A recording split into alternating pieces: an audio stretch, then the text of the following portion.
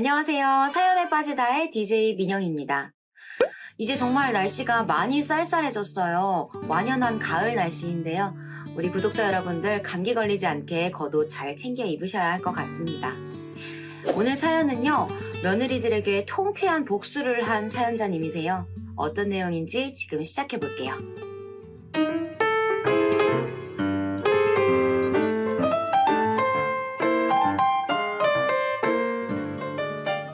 안녕하세요. 저는 서울에 사는 50대 후반 여자입니다.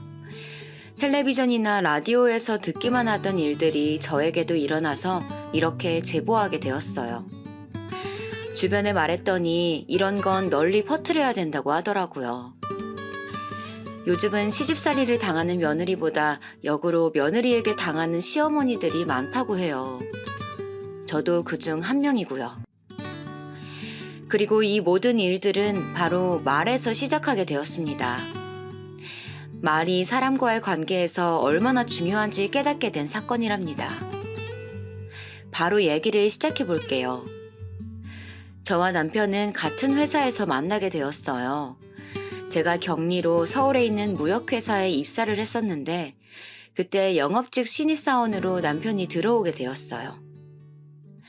처음엔 서로 관심이 없었는데 회식 자리에서 그 당시 윗분들이 둘 다 어리고 서로 애인도 없으니까 장난스레 엮어주셨어요.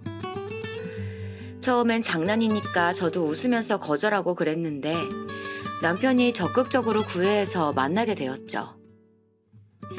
그렇게 저와 남편은 자연스럽게 사내 연애를 시작하게 되었고 그렇게 3년을 사귀고 결혼을 하게 되었어요. 사내 연애라 서로 부모님들도 굉장히 반갑게 맞아주셨고요. 남편의 부모님, 그러니까 저한테는 시부모님들이시죠. 제가 정말 며느리 복은 없어도 시부모님 복은 많았어요. 어찌나 저에게 잘해주시던지 저를 그냥 딸처럼 여겨주셨거든요. 그 시절에 그러기가 쉽지 않았을 텐데 말이에요. 남편이 외동아들이라 사실 결혼 전에 저도 어디서 들은 게 많으니 걱정을 많이 했었는데요. 그런 걱정을 할 필요가 없이 저는 오히려 그 집 아들인 제 남편보다 더 챙김을 많이 받았어요. 아가, 네가 좋아하는 갈비찜 해왔어. 그리고 이거는 김치 새로 담근 거야. 다 먹으면 언제든지 얘기해. 반찬도 많이 가져다 주시고 임신했을 때는 정말 공주를 넘어서 황제처럼 대접을 해주셨어요. 그래서 그때 나도 만약에 며느리가 들어온다면 이렇게 잘해줘야지 생각하게 되었죠. 시어머니가 돌아가셨을 때는 남편보다 제가 더 많이 울고 슬퍼해서 오히려 남편이 달래주기까지 했었어요. 그래서 아직도 저는 어머님이 그리워요. 아무튼 저와 남편은 서로 친정과 시댁 관련해서 어떠한 갈등도 없었어요. 그렇게 행복하게 신혼을 보내고 슬하에 두 아들을 얻게 되었어요. 친정과 시댁 둘 다 아들, 딸 상관없이 원하셨는데 아들 2명을 낳게 되었죠. 사실 저는 딸을 원했었는데 아쉽지만 어쩔 수 없었어요. 그 대신 그때 다시 한번 결심하게 되었어요. 며느리가 들어온다면 정말 잘해줘야겠다고 남편하고 둘이 다짐했던 기억이 나요. 아들 2명은 2살 터울이에요. 저는 아이들을 낳고 가정의 시간을 더 투자하고 싶어서 직장을 그만두게 되었어요.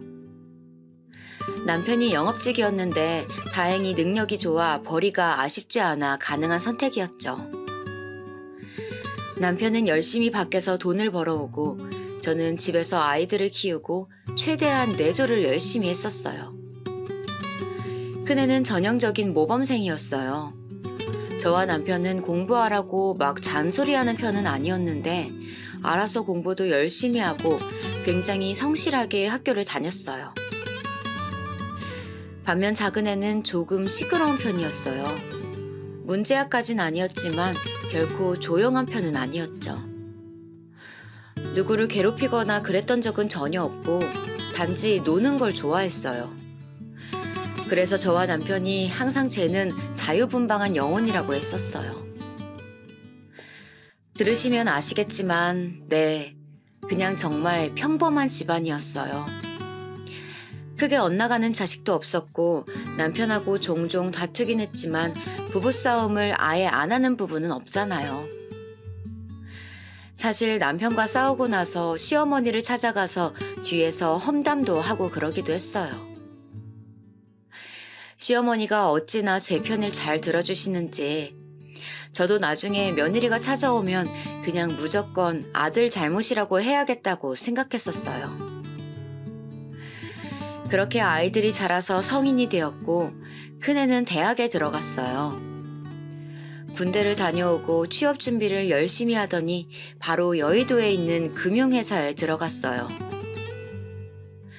워낙 어릴 때부터 알아서 잘 자란 아이여서 기대를 조금 했었는데 직장도 제대로 된 곳으로 입사해서 정말 기뻤어요. 신입사원 시절이 지나고 큰애가 갑자기 결혼하겠다고 그러더라고요. 저와 남편처럼 사내 연애를 했고 이제는 결혼하겠다고 하길래 속으로 부모랑 똑같은 길을 걷네 하며 좋아했었어요. 사내 연애로 만난 거니 큰며느리도 굉장히 똑똑했어요. 사실 누가 며느리로 오던 저는 무조건 잘해줄 생각이었거든요. 저희 시어머니가 저한테 해주었던 것처럼요. 그런데 똑똑한 며느리가 큰며느리로 들어오다니 저와 남편은 정말 행복했어요. 처음 인사 온 날 며느리보다 제가 더 떨려 했었어요. 안녕하세요, 어머님, 아버님. 어서 와요. 얘기 많이 들었어요. 오느라 수고 많았어요. 아휴, 떨려. 오죽하면 남편이 며느리 보고 시어머니 잘 부탁한다고 할 정도로 긴장이 되었어요. 평소에 잘 하지도 않는 고급 요리까지 직접 선보였던 기억이 나요. 큰며느리의 첫인상은 정말 좋았어요. 예쁘고 참하고 누구라도 저 사람이 우리 집 며느리로 들어온다면 다들 환영하실 것 같은 그러한 인상이었어요. 남편과 저는 시작이 좋다며 굉장히 좋아하며 회사 바로 옆에 신혼집을 마련해줬어요. 둘째 아들은 대학에 가지 않았어요. 그래도 대학은 가야 하지 않겠냐며 설득했지만 워낙 고집이 센 아이라 어쩔 수 없었어요. 군대를 빨리 다녀오고 그래도 자기 혼자 돈을 벌어보겠다고 여기저기 다니는 것을 보고 일단 믿고 기다려줬어요. 그러더니 어느 날 집에 들어와서 하는 말이 가게를 열겠다는 거예요. 저와 남편은 어안이 벙벙했지만 그동안 자기 힘으로 알아서 돈도 많이 모았고 가게를 하고 싶다고 하니 동의를 했어요. 동네의 작은 치킨집으로 시작했는데 장사하다가 그 가게에서 일하던 아르바이트생과 눈이 맞았어요.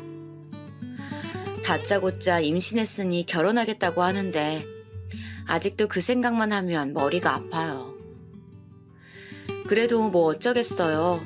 둘이 좋다니 결혼 허락을 했고 작은 애도 치킨집 바로 옆에 집을 얻어줬어요. 둘째 며느리도 첫인상 하나는 정말 좋았어요. 아직 많이 어려서 아가 같긴 했지만 싹싹하니 애교도 많고 정말 귀여웠어요. 어머님, 간식 사왔어요.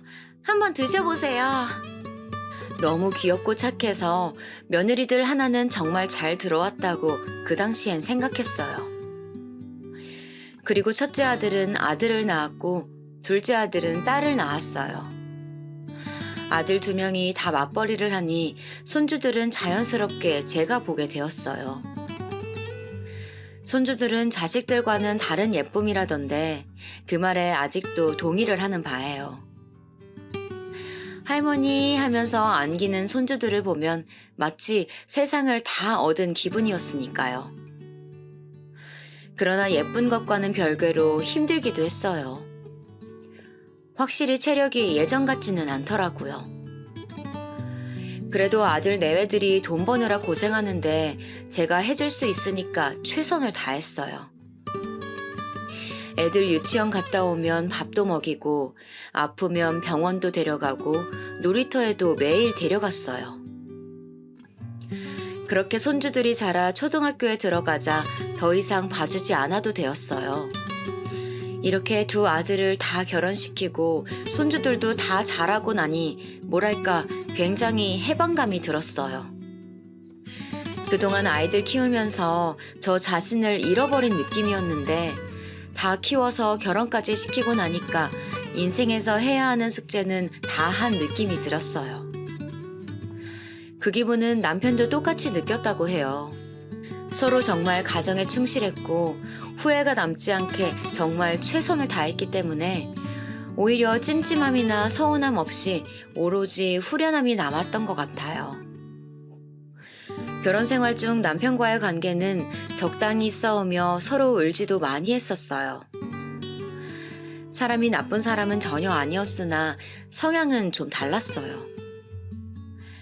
그렇게 저는 이제 정말 저를 위한 인생을 살고 싶어졌어요. 동시에 남편도 그동안 일하느라 고생했으니 이제 본인을 위한 인생을 살았으면 좋겠다고 생각했어요. 긴 얘기 끝에 남편도 저도 서로 이제 자기 인생을 살아보자고 합의했어요. 여보, 정말 엄마로서 너무 수고 많았어. 이제 당신 인생 살아. 당신도 정말 가정에 충실했었잖아. 우리 진짜 잘 살았어. 서로 고생 많았다고 칭찬도 해주고 아들들을 불러 길게 얘기도 했어요. 엄마와 아빠는 서로를 위해 남은 인생을 각자 멋있게 보내자고 합의했다고 하니 아들들은 처음에는 놀랐으나 나중에는 축하한다고 하더라고요. 그렇게 남편과는 합의해서 이혼하게 되었어요. 요즘 말하는 조론이라고 하죠. 네, 조론을 하게 되었어요. 법원에 가서 서로 얼굴을 붉히며 소송을 하거나 그러진 않았고 정말 마음이 맞아 합의 이혼하게 되었죠. 저희는 이혼은 했지만 서로 그래도 안부는 꼬박꼬박 주고받았어요. 명절이나 생일 같은 기념일엔 서로 연락해서 축하도 하고 안부도 물었어요. 오히려 떨어져 사니까 반가운 마음도 들더라고요. 아니, 오히려 더 친해진 것 같았어요. 당신 요즘 어떻게 지내? 나는 요즘 등산에 빠졌어. 그래서 친구들하고 등산 다니는 재미에 살아. 등산? 아주 좋지. 나는 낚시에 관심이 많았잖아. 아예 길게 날 잡고 낚시 다녀. 맞아. 당신 낚시 광이었잖아. 잘 됐네. 서로 따로 사니까 오히려 취미생활도 응원해주게 되더라고요. 저는 저대로 아주 재미있는 인생을 살게 되었어요. 등산도 다니고 친구들과 오래 여행도 했어요. 친구들이 남편 허락을 받느라 죽는 줄 알았다고 하소연을 하면서 저를 부러워하기도 했어요.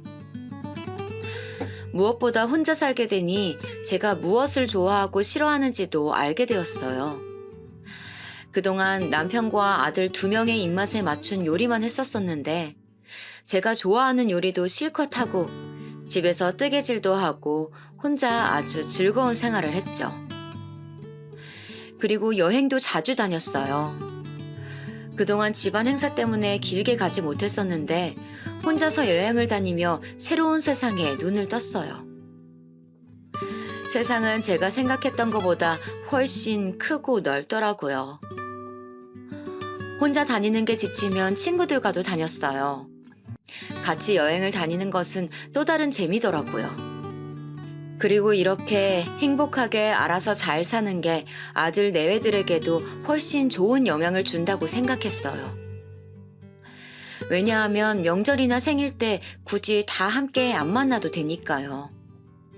제가 시부모님들 정말 좋아했던 것과 다른 의미로 시댁 행사들이 부담스러웠던 적은 꽤 많았었기 때문에 누구보다 며느리들을 이해할 수 있었어요. 이렇게 제 인생을 살며 열심히 지내다가 어느 날 저 혼자 유럽 여행을 다녀온 뒤였어요. 집에 돌아와서 남편과 아들 내외에게 줄 선물들을 정리하고 너무 피곤해서 잠을 자려고 했었어요. 자기 전에 화장실에서 씻어야겠다고 생각하며 문을 열었는데 화장실 바닥이 물바다였던 거예요. 제가 여행 선물을 정리하면서 모를 씻느라 바닥에 샤워기로 물을 뿌려놨었거든요. 저는 그 사실을 까맣게 잊고 아무 생각 없이 문을 열었고 결국 화장실에서 크게 넘어지게 되었어요. 넘어지고 처음 든 생각이 아프다는 생각도 들었지만 무엇보다 이거 좀 큰일 난 것 같은데 싶었어요. 쾅! 우득 소리가 났었고 정말 너무 아프면 머리가 하얘진다는데 정말 눈앞이 깜깜해졌어요. 그리고 잠시 기절을 했던 것 같아요. 정신 차려보니 제가 화장실에 누워 있었어요. 안 되겠다 싶어 119라도 부르려고 했는데 생각보다 부상이 심했는지 일어나지도 못했어요. 혼자 사니까 누구에게 도움을 요청할 수도 없었고 핸드폰은 방 안에 있었기 때문에 당장 움직일 수가 없으니 한참을 누워 있었어요. 그렇게 몇 시간이 흘렀는지 몰라요. 겨우 조금 정신을 차리고 기어서 화장실에서 나온 후 방으로 다리를 질질 끌고 손의 힘으로 들어갔어요. 핸드폰으로 119에 연락해서 화장실에서 크게 넘어졌는데 너무 아프다고 말하고 끊었어요. 그리고 나서도 정말 정신을 차릴 수가 없어서 방 안에 누워서 119를 기다렸고 대원들이 들어오셔서 저를 들것 위에 옮겨서 병원에 데려가 주었어요. 그렇게 저는 정신없이 응급실로 실려가고 온갖 검사를 다 했어요. 자세히 기억은 안 나지만 MRI, CT 등등 촬영도 하고 의사랑 면담도 하고 여기저기 눌림도 당하고 정말 정신이 없었던 것만은 기억이 나요. 간호사 선생님이 저에게 보호자 번호를 요청하시는 거예요. 남편을 말할까 생각도 했었지만 이혼도 했고 그때엔 별일이 아닌 줄 알아서 큰아들의 전화번호를 얘기해 주었어요. 그러고 나서 진통제를 맞고 저도 모르게 잠이 들었던 것 같아요. 무언가 웅성거리는 소리가 들려서 눈을 뜨려고 했는데 귀가 먼저 깨어난 건지 말소리가 들렸어요. 그럼 어떡해. 우리는 둘 다 일하잖아. 동서는 집에 있으면 우리보다 시간 많지 않아? 아니 형님, 제가 무슨 집에 있어요. 남편 출근하면 가게에 같이 들러서 도와주는데 말씀 너무 하시네요. 일하다가 잠깐씩 짬을 내서 집에 들어갈 수는 있잖아. 나랑 남편은 둘 다 출근해서 집에 갈 수가 없는 상황이고. 아니 그렇게 치면 형님네도 중간에 조퇴하거나 외출해서 올 수 있잖아요. 며느리들의 대화 소리였어요. 눈을 뜨려다 무언가 제 얘기를 하는 것 같아서 가만히 듣고 있었는데 서로 시간이 없다는 말들을 하더라고요. 여기서 눈을 뜨면 안 될 것 같아 계속 듣고만 있었는데 글쎄 이 뒤가 더 가관이었어요.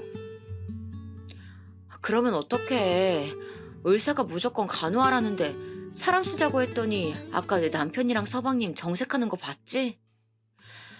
우리 보고 하라는 거잖아요. 생각해보면 그것도 웃겨요. 자기들이 하면 되잖아요. 아무래도 돈 버는 주된 사람이다 이거지. 나 참 어이가 없어. 그냥 차라리 황천길로 바로 가버리지. 짜증나요. 그러니까 말이야. 우리끼리니까 이런 말도 하는 거다 동서. 아니 그리고 아버님은 이혼하시고 저희에게 지원 많이 해주시는데 어머님은 좀 너무하세요. 이혼하자마자 딱 지원 끊기는 거 봤지? 정말 노인네가 어쩜 저렇게 욕심이 많니? 그러니까요. 그전까진 그렇게 잘해주더니 그거 다 그냥 가식이었네요.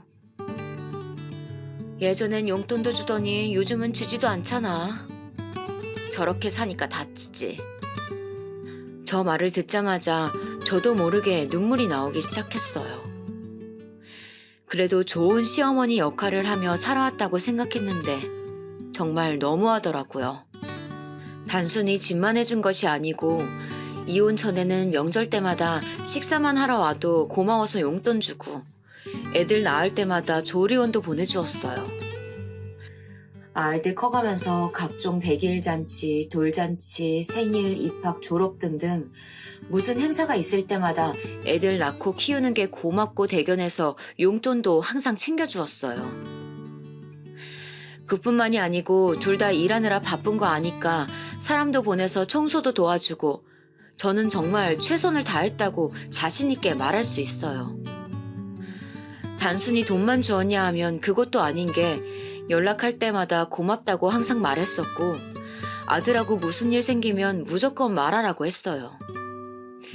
실제로 며느리들이 싫은 소리 하면 제가 나서서 아들들한테 뭐라 잔소리를 했고 며느리들한텐 아들 몰래 용돈도 주며 기분 풀라고 해주었어요. 백화점에 가서 며느리들 선물만 사서 준 적도 정말 많아요. 사정이 생겨서 집에 못 올 것 같다고 하면 오히려 제가 그럴 수 있다며 신경 쓰지 말라고도 했었고 그냥 저는 며느리한테 잘해주었던 기억밖에 나지 않아요. 그런데 저렇게 대놓고 황천길로 가라는 소리를 듣자 갑자기 눈물이 나오는 거예요. 그리고 이혼하고 지원해주지 않은 것은 할 만큼 충분히 해주었기 때문이에요. 그동안 그리고 조리원 비용이나 용돈을 꼬박꼬박 받아갔으면서 어떻게 저런 말을 할 수 있는 건지 배신감도 들었어요. 시어머니랑 며느리의 관계라서 그런 걸까요? 아무리 그래도 사람 대 사람으로 저러면 안 되지 않을까요? 반대로 저는 용돈 한 번 받아본 적이 없어요. 하물며 제 생일 때에도 제가 와주어서 고맙다고 용돈을 주면 주었지 받아본 적은 없는데 저런 말을 들으니 기가 찼어요. 그리고 마지막으로 제가 손주들까지 봐주었었는데 어떻게 저럴 수가 있을까요? 자기들 일하느라 바쁘다고 저한테 용돈도 주지 않고 손주들을 맡겼었는데 정말 너무 슬펐어요. 아이 돌보는 게 얼마나 힘든 일인데 둘 다 저한테 애들 맡겨놓고 뒤에서는 저러고 있다니 너무 서운하더라고요. 저는 그것도 모르고 애들 먹인다고 좋은 재료만 구하러 다니고 여기저기 놀러 다니고 그랬었어요. 식당을 가도 지역에서 제일 좋은 식당만 데려가고 그랬었거든요.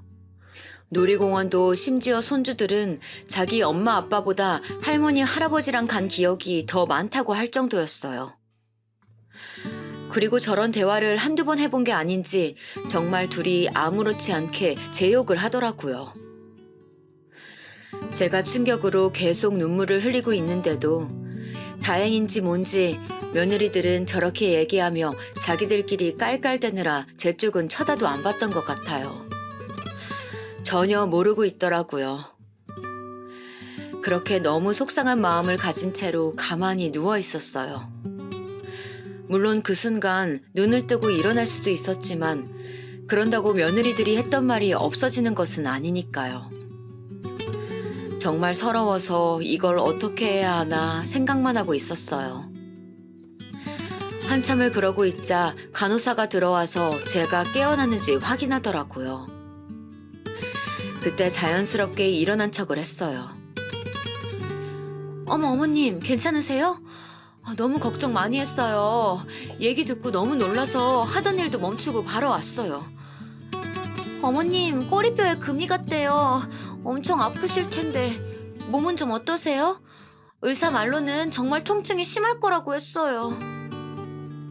제가 깨어나자 며느리들은 앞다투어 걱정하는 척을 하더라고요. 이미 대화를 들어버려서 속마음이 어떤지 너무 잘 아는데 정말 가증스러웠어요. 그러면서 또 슬프더라고요. 아들들도 저렇게 앞뒤가 다르면 어쩌지 생각도 들고 인생이 갑자기 부질없어지더라고요. 나름 잘 살아왔다고 생각했고 또 특히 자식들과 며느리들에겐 아낌없는 나무가 되었다고 자부했는데 실상은 전혀 아니었던 거예요. 너무나 혼란스러운 마음에 일단 아무 반응도 하지 않았어요. 간호사 선생님께서 어디가 아프냐, 어디가 안 좋냐 물어봐도 그냥 너무 혼자 있고 싶었어요. 꼬리뼈 부상은 저에게 이미 아무것도 아닌 거였어요. 일단 좀 쉬고 싶다고 모두 내보낸 뒤 이상이 생기면 호출하겠다고 하고 혼자 병실에 있었어요. 그리고 한참을 울었어요. 정말 너무 속상하고 제 인생이 부정당하는 느낌이 들더라고요. 결혼한다고 집도 마련해주고 부족함 없이 지원해줬다고 자부할 수 있어요. 아들과 며느리뿐만 아니고 손주들에게도 아낌없이 퍼주었는데 돌아오는 건 서로 간호하기 싫다고 미루면서 제가 황천길을 갔으면 좋겠다는 말이라니. 어둠 속에서 하염없이 울다가 이렇게 사는 게 무슨 소용인가 생각이 들었어요. 차라리 앞에서도 제가 싫다고 티를 내줬으면 좋겠더라고요. 저는 정말 며느리들이 저런 생각을 가지고 저를 대하고 있다고는 생각조차 해본 적이 없어서 더 슬펐던 것 같아요. 그렇게 잠도 못 자고 뜬 눈으로 밤새 꼬박 세우고 아침이 되었어요. 간호사가 아들들이 면회왔다고 그러더라고요. 알겠다고 하고 들어오라고 말하자 아들 2명과 며느리들도 같이 들어왔어요. 평소 같았으면 가족들이 모여서 북적거리니 좋았을 텐데 어제 며느리들의 대화를 들어버린 이상 하나도 즐겁지 않더라고요. 그때 첫째 며느리가 말했어요. 어머님, 꼬리뼈가 다치신 거라 거동 불편하실 텐데 몸은 좀 어떠세요? 그냥 조금 불편하긴 하네. 집에 안 가고 병원에서 계속 있는 게 좋을 것 같다. 일부러 집에 가지 않겠다고 말했어요. 제가 그렇게 말하자 옆에서 둘째 며느리가 말했어요. 어머님, 오히려 정말 그게 나으실 수도 있어요. 병원에 계속 계시면 바로바로 간호도 받으실 수 있고 혹시나 더 몸이 나빠질 수도 있는데 도움을 받기에도 편하고요. 그래, 둘째 며느리 말이 맞는 것 같다. 나는 그냥 집이 아니고 병원에 입원해 있을게.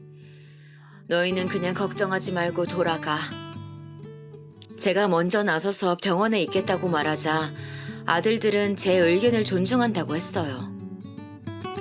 사실 아들들한테 며느리들이 저렇게 말했다고 말이라도 꺼내볼까 생각했었지만 무슨 의미가 있나 생각이 들더라고요.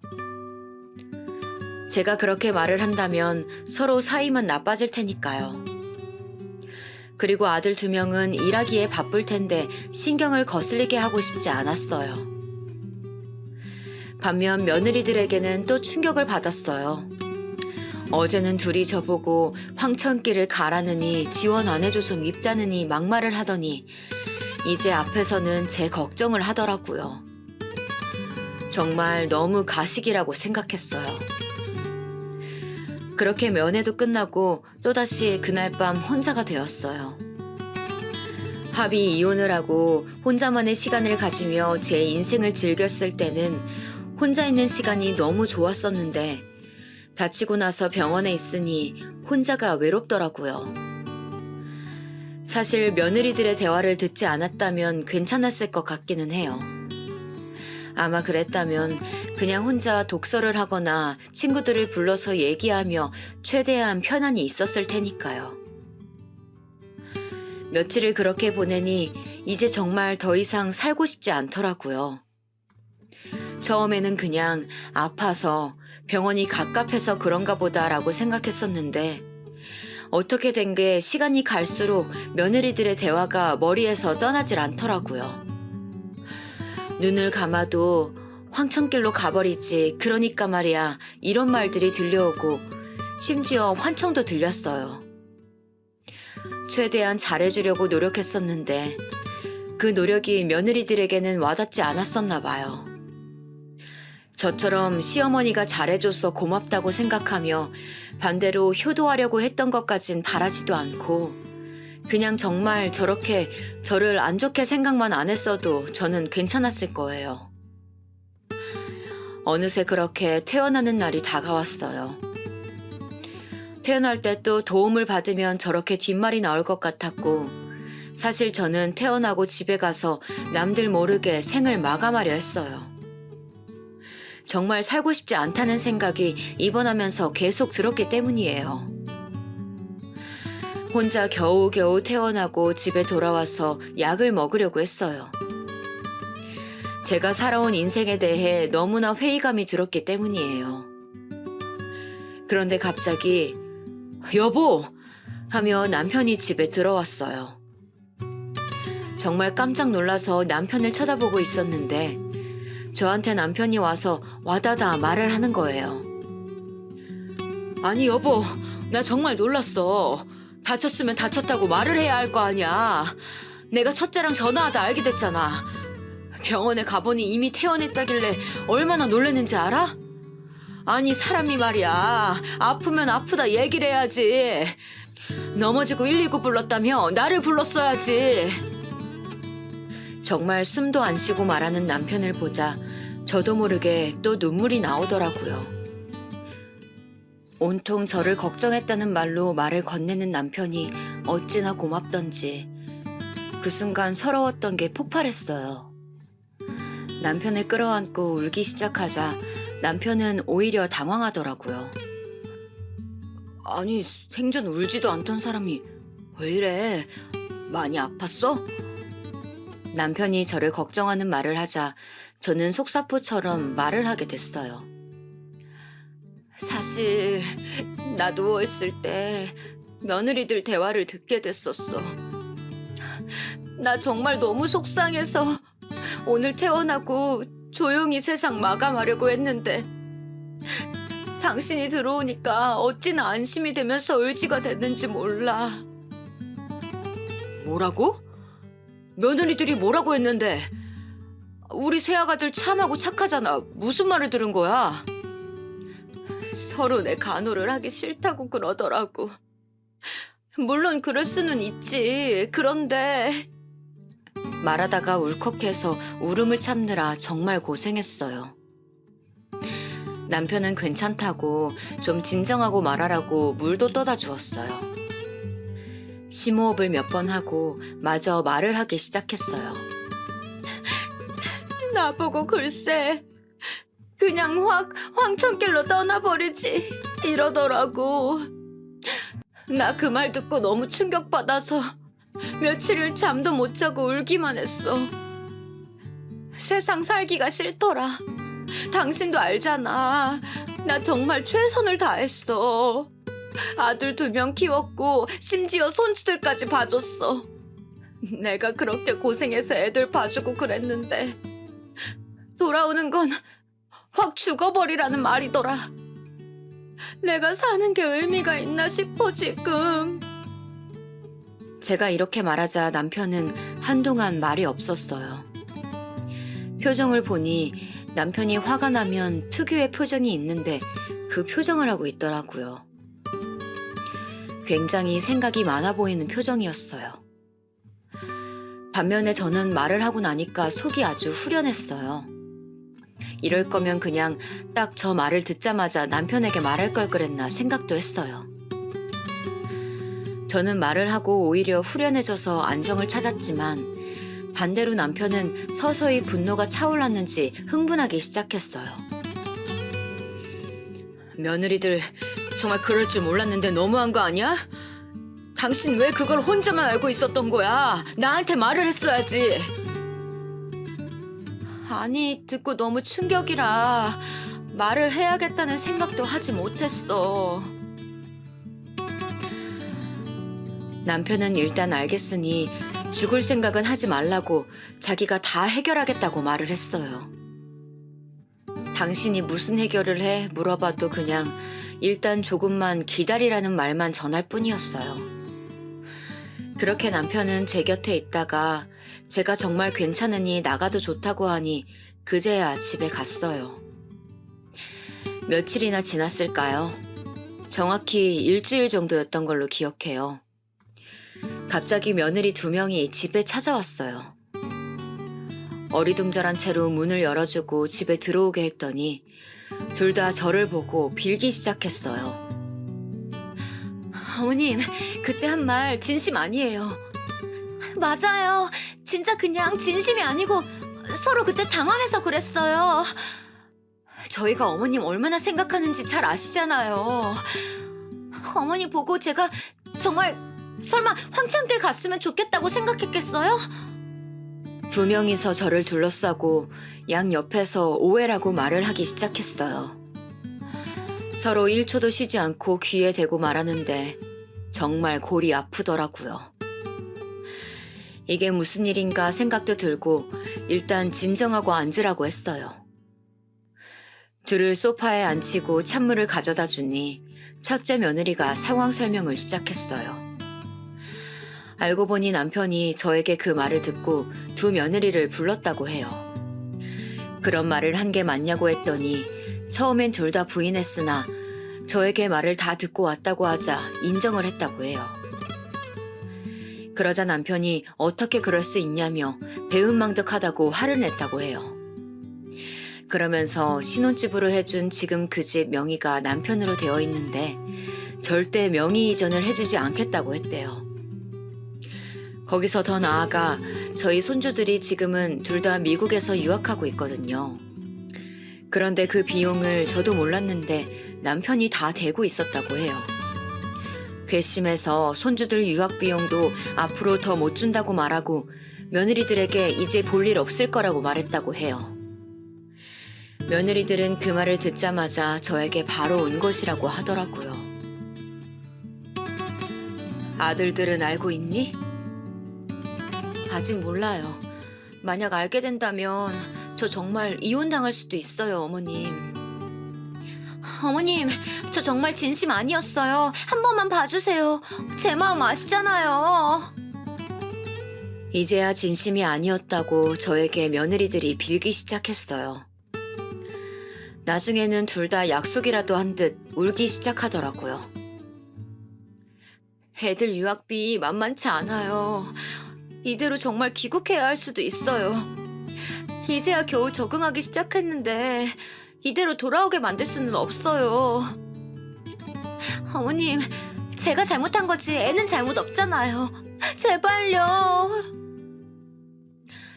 갑자기 찾아와서 사람 손을 쏙 빼놓더니 이제 울기 시작하는 며느리들을 보니 저도 혼자 생각하는 시간이 필요해졌어요. 예전 같았으면 우는 며느리들을 보고 안쓰러워서 일단 이유 불문하고 달래기라도 했을 텐데 확실히 정이 떨어졌는지 그냥 집에 돌아가라고 말이 저절로 나오더라고요. 그리고 제가 손주들에게 약한 것을 정말 잘 아는지 손주들 얘기를 저에게 하더라고요. 결론은 저 때문에 손주들이 조기 귀국할 수도 있으니 남편에게 말을 잘해달라 이 말 아닌가요? 제가 바보도 아니고 어떻게 의도를 모르겠어요. 일단 집에들 가라. 나는 더 이상 할 말 없으니 남편하고 얘기 잘 해보렴. 사실 저는 정말 할 말이 없기는 했어요. 제가 남편 보고 지원을 끊으라고 말한 적도 없고 그건 남편의 선택이고 또 남편의 돈이잖아요.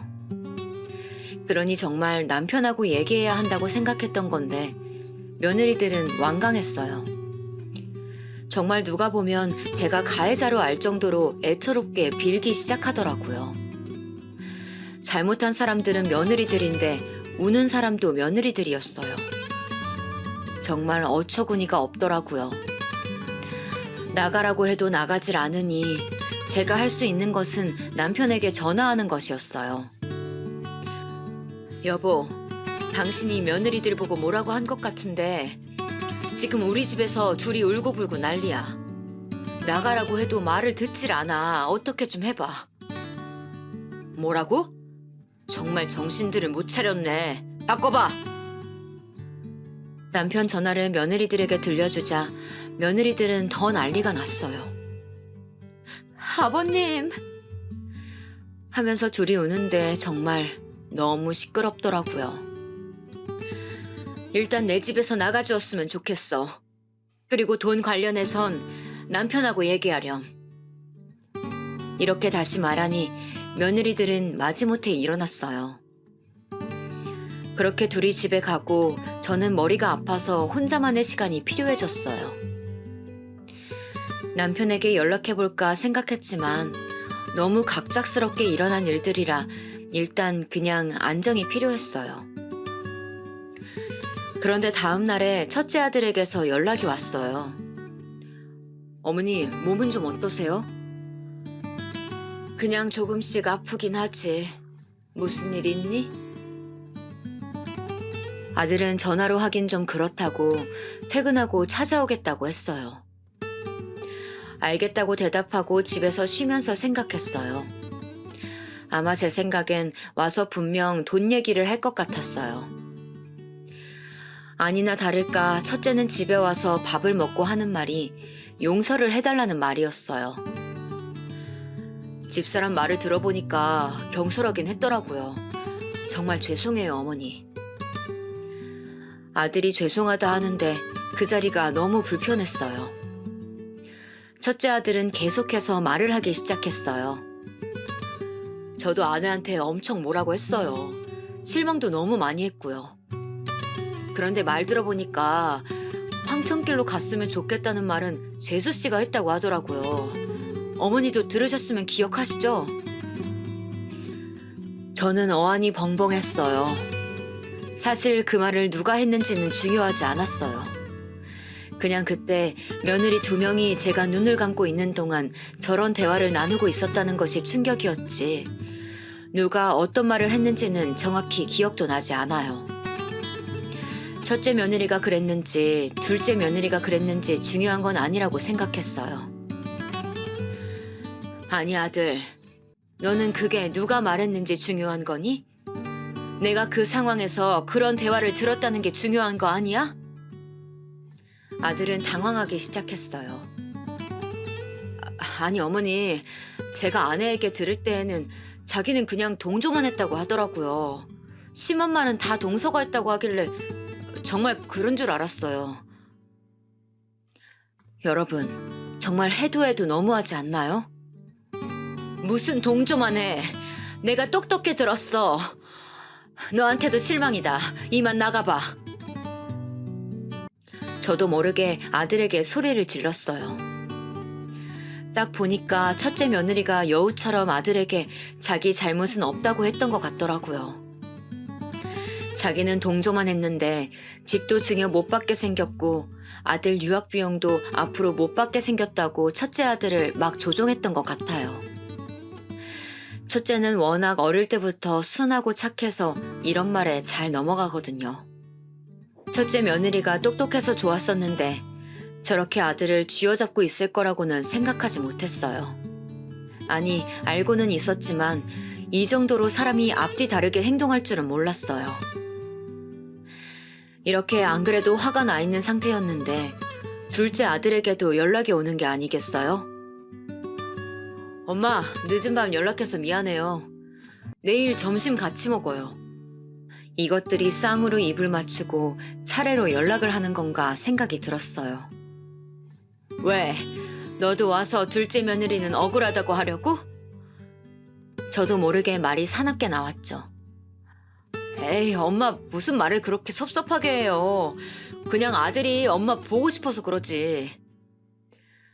둘째 아들은 워낙 애교가 많아서 이런 식으로 눈구렁이처럼 잘 빠져나가는 것을 알고 있었지만 제가 애초에 자식에게 워낙 약하다 보니 알겠다고 하고 끊었어요.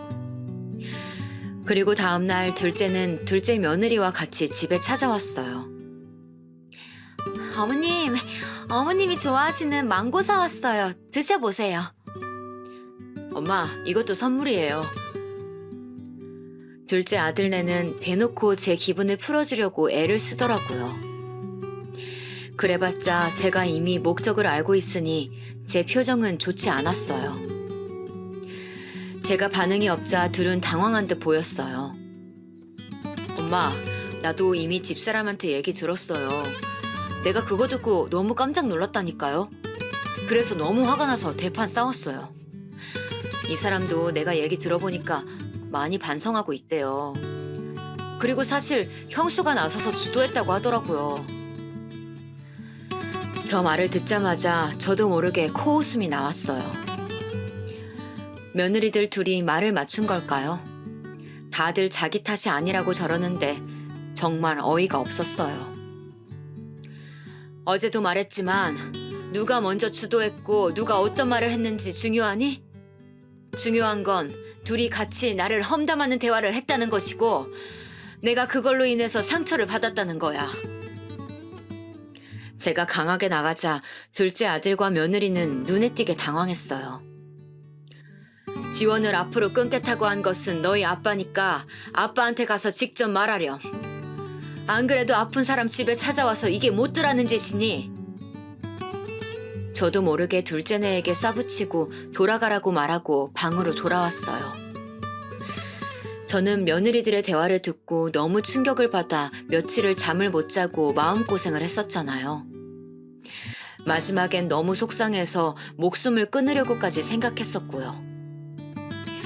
그런데 며느리들은 저렇게 괘씸하게 아들들을 깨어내어 자기 잘못 아니라고 쏙 빠지려고 하다니 그걸 보는데 정말 복장이 터지더라고요.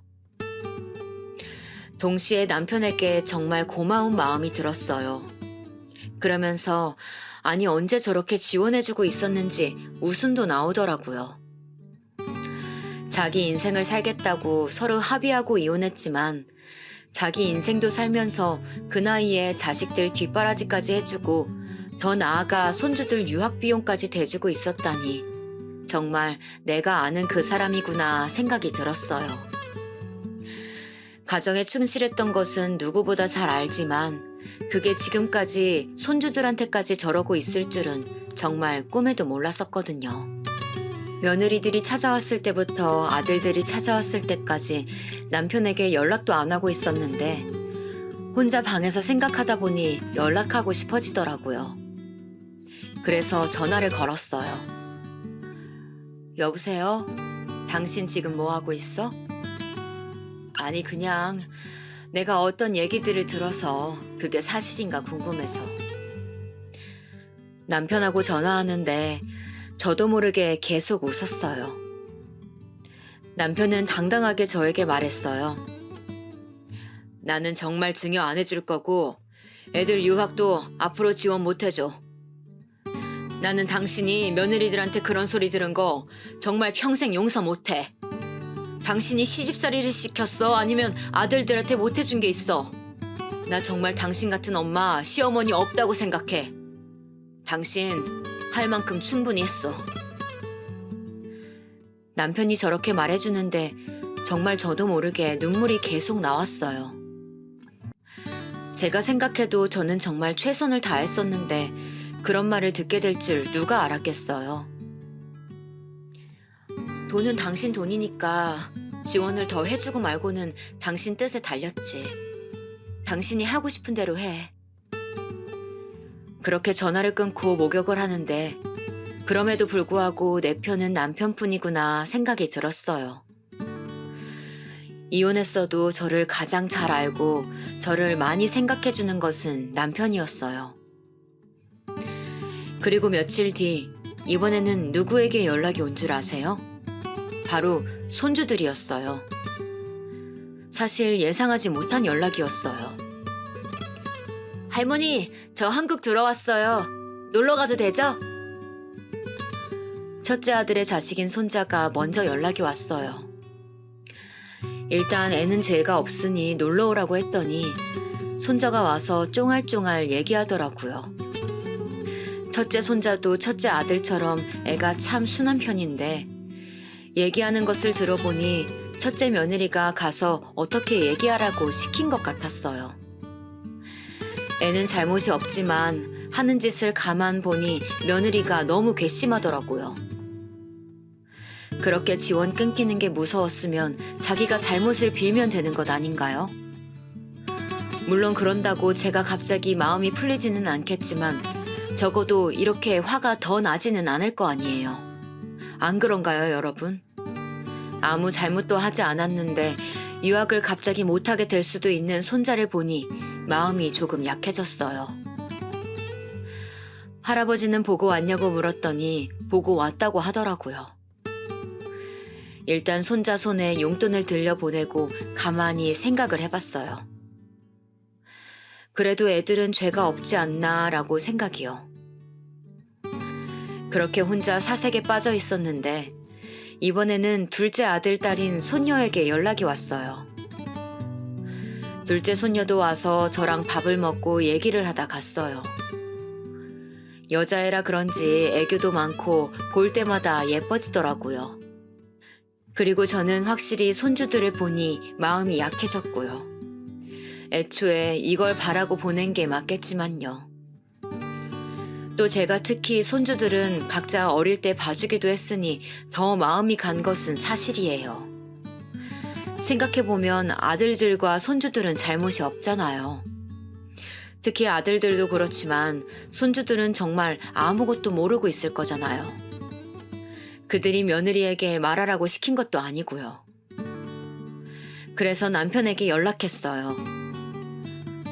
여보, 나는 며느리들한텐 화가 아직도 나 있지만 손주들은 잘못이 없잖아. 유학 비용은 계속 내주는 게 어때? 당신 생각이 그렇다면 존중해줄게. 남편은 제 의견에 따르겠다고 했어요. 그리고 사실 남편도 손주 사랑이 엄청나거든요. 아마 속으로는 증여는 몰라도 유학 비용은 다시 주고 싶었을 거예요.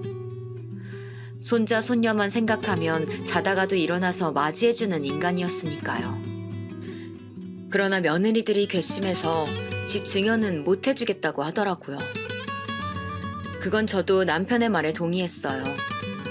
손주들이야 제가 키운 정도 있으니 봐주겠지만 누가 좋다고 집 증여를 며느리들에게 해주나요? 그런데 손주들 유학 얘기가 귀에 들어갔는지 이번엔 며느리들끼리 집에 찾아왔어요. 어머님 잘 지내셨어요? 꼬리뼈 쪽은 좀 어떠세요? 어머님, 이거 정말 유명한 빵집에서 사온 빵이에요. 한번 드셔보세요. 며느리들은 착각을 해도 단단히 한 것 같았어요. 저는 손주들이 아무 잘못 없으니 유학 비용을 대주라고 한 거지 며느리들에겐 아직도 화가 나 있었거든요. 정말 얼굴도 보기 싫어서 집에 안 왔으면 좋겠더라고요. 나는 이제 앞으로 너희들과 할 말이 없으니 이제 집에 그만 찾아왔으면 좋겠다. 그리고 집 증여 관련해서는 너희 아버님에게 얘기해. 너희 말대로 나는 이혼하고 나서 너희들에게 해준 것도 없으니 돈 관련해선 내 앞에서 얘기 꺼내지 말아줬으면 해. 제가 이 말을 하자 며느리들 표정이 정말 가관이었어요. 여러분들에게 보여주고 싶을 정도로요. 거의 쫓아내듯 며느리들을 내보냈어요. 진짜 꼴도 보기 싫다는 말이 무슨 뜻인지 그때 알았어요. 며느리들은 그 뒤로 몇 번 더 연락이 왔어요. 하지만 그때마다 돌려보내거나 받지 않았어요. 저는 그냥 제 인생에서 며느리들과 더 엮이고 싶지 않았으니까요. 어차피 졸혼도 하고 혼자 살고 있겠다. 혼자 열심히 살아야겠다고 생각했어요. 그렇게 더 시간이 지나고 첫째 아들에게 연락이 왔었어요. 집에 혼자 찾아오고 싶다길래 알겠다고 하고 들어오게 했죠. 첫째는 저를 보고 갑자기 울기 시작했어요. 첫째는 어릴 때부터 모범생이었고 감정 표현이 다양한 편은 아니었기 때문에 적잖이 놀랐던 기억이 있어요. 첫째가 울면서 저에게 말을 하는 거예요. 자기는 정말 아내가 그런 말을 할 줄 꿈에도 몰랐대요. 그러면서 자기도 너무 충격을 받아서 진지하게 이혼 생각도 하고 있다고 하더라고요. 물론 첫째 며느리는 이혼은 무슨 말이냐고 합의 이혼은 절대 안 해줄 거라고 할 거면 소송하라고 했다네요. 어머니, 저는 정말 몰랐어요. 아들한테도 아내가 그냥 가서 적당히 달래주라고 하길래 그렇게 심한 말을 한 줄은 몰랐어요. 제가 저런 사람과 살고 있었다니 회의감이 드네요. 우는 첫째를 보고 마음이 약해졌던 것은 사실이에요. 첫째가 진지하게 저에게 저런 사람과는 더는 못 살겠다고 하더라고요. 그러면서 자기가 오히려 뒷담화를 가볍게 생각했던 것 같다고 죄송하다고 하더라고요. 이혼은 제가 하라 마라 할 수 있는 문제가 아니어서 그건 네가 알아서 하라고 말했어요. 그렇게 첫째 아들을 돌려보낸 후 첫째 며느리에게도 연락이 왔어요. 진지하게 할 말이 있다고 하길래 저도 집에 오라고 했죠. 와서 하는 말이 정말 진심으로 죄송하다고 하더라고요. 자기가 말 한마디 잘못했다가 집도 증여 못 받고 아이 유학도 중도 포기할 뻔했고 이혼당하게 생겼는데 처음에는 억울한 마음이었다고 해요. 그렇지만 곰곰이 생각해보니 자기가 잘못한 게 맞다 하더라고요. 자기가 받은 것도 많은데 염치 없이 그런 말을 했다고 진심으로 잘못을 빌길래 저도 마음이 약해졌어요. 제 남편과는 얘기해봤냐고 했더니 자기는 이제 집은 증여 못 받아도 되니 어머니 마음만 풀리셨으면 좋겠다고 하더라고요. 진심으로 반성하는 모습을 보니까 저도 마음이 약해졌어요. 그래서 집으로 돌아간 뒤 남편에게 연락해서 말을 전했는데 남편은 그래도 증여는 못 해주겠다고 하더라고요. 제가 이유를 물어보니 한 번 그랬던 사람이 두 번 안 그러겠냐고 하더라고요. 틀린 말은 아니고 또 돈도 애초에 남편 돈이니까 그건 당신 마음대로 하라고 했어요. 첫째 아들에게도 연락해서 내 마음은 다 풀렸다고 이혼은 네가 원하는 방향으로 알아서 하라고 했어요. 나중에 들은 사실인데 둘이 정말 진지하게 별거도 했다고 하더라고요. 결론적으로 첫째는 며느리와 이혼하지 않았어요. 제 남편도 증여는 없던 걸로 하기로 했고요. 이혼은 안 했지만 첫째 며느리는 저 사건 이후로 완전히 다른 사람이 되었어요. 남편에게도 찾아가 엄청나게 빌었다고 해요. 남편은 아예 만나주지도 않았다가 몇 번을 찾아오고 잘못을 비니까 그제야 받아주었다고 합니다. 그래도 증여는 해주지 않겠다고 했대요. 제 남편이지만 정말 한 번 아니면 끝까지 아닌 그런 모습들은 정말 대단하게 생각해요. 사실 증여 관련해선 통쾌한 마음도 있었어요. 둘째 아들은 어떻게 되었냐고요? 둘째는 어릴 때도 그랬지만 첫째보다 확실히 화끈하더라고요. 알고 보니 둘째도 저보고 황천길로 가라는 소리를 한 것은 몰랐다고 하더라고요. 그걸 알고 나서 너무 화가 나서 바로 이혼했다고 해요. 물론 반발이 있었지만 워낙 성격 자체가 한 번 아니면 아닌 성격이라 밀고 나갔다고 하더라고요. 그래서 저 사건 뒤로 둘째 며느리는 제 인생에서 완벽하게 사라졌어요. 그 뒤로 정말 본 적도 없어요. 당연히 연락도 안 왔고요. 어떻게 살고 있는지 궁금하지도 않지만 정말 모르겠어요. 제가 그래도 아들이 이혼했다니까 걱정되어서 물어봤더니 자기는 저런 사람하고 1초라도 더 있고 싶지 않았다고 해요. 이번엔 또 손녀가 걱정돼서 물어보니까 손녀는 둘째 아들이 키우기로 했다고 하더라고요. 아들이 워낙 딸바보라 손녀에게 워낙 잘해주니까 손녀도 아빠와 살겠다고 했더라고요. 아무튼 이 사건을 겪으며 저는 정말 많은 것을 깨닫게 되었어요. 무엇보다 제 남편에게 정말 고마웠어요. 아무리 이혼했어도 함께 결혼 생활을 몇십 년을 해서 서로를 누구보다 잘 알고 있었어요. 제가 제일 힘든 시기에 함께 해준 것도 남편이더라고요. 남편은 그 뒤로 제가 사는 아파트에 집을 얻었어요. 다시 재혼한 것은 아니에요. 그냥 서로 인생을 존중해주지만 조금 더 가까워진 것뿐이에요. 사실 둘이 진지하게 말하면서 재혼 얘기도 꺼내보긴 했어요. 하지만 결론은 둘 다 현재 삶에 만족하니 지금처럼만 지내자는 거였어요. 그래도 제가 혹시라도 저번처럼 다치는 일이 발생하면 자기를 부르라고 하더라고요. 가까워졌으니 조금 더 자주 만나고요. 저희는 그렇게 서로를 존중하며 잘 지내고 있어요. 그리고 오히려 떨어져 사니까 결혼 생활을 할 때보다 더 친해졌어요. 분명 그때도 내가 남편에 대해 모르는 것은 없다고 생각했었는데 몇십 년을 살았어도 몰랐던 모습이 보여서 깜짝 놀랄 때가 한두 번이 아니랍니다. 첫째 며느리가 종종 찾아오는데 이제는 막 엄청나게 밉거나 원망스럽지는 않아요. 둘째 며느리는 이제 더 이상 볼 일도 없지만 이제는 그냥 알아서 잘 지냈으면 좋겠더라고요. 원래 용서하는 게 이기는 거라고 하잖아요. 그리고 실제로 며느리들은 집도 없어지고 둘째 며느리는 이혼도 당했으니까요. 반면 저는 이 사건으로 남편하고 관계가 비록 이혼했더라도 더 믿고 의지하게 되었고 아들들과도 더 가까워졌어요. 아들 2명은 결혼하고 좀 멀어졌다고 생각했는데 오히려 아내와 같이 찾아오는 게 아니고 혼자 찾아오니 아들들 어릴 때도 생각이 많이 나더라고요. 손주들하고도 아주 잘 지내고 있어요. 제가 어릴 때 키웠던 기억이 있어서 그런가 그 소동이 있었는데도 할머니 괜찮냐고 물어보더라고요.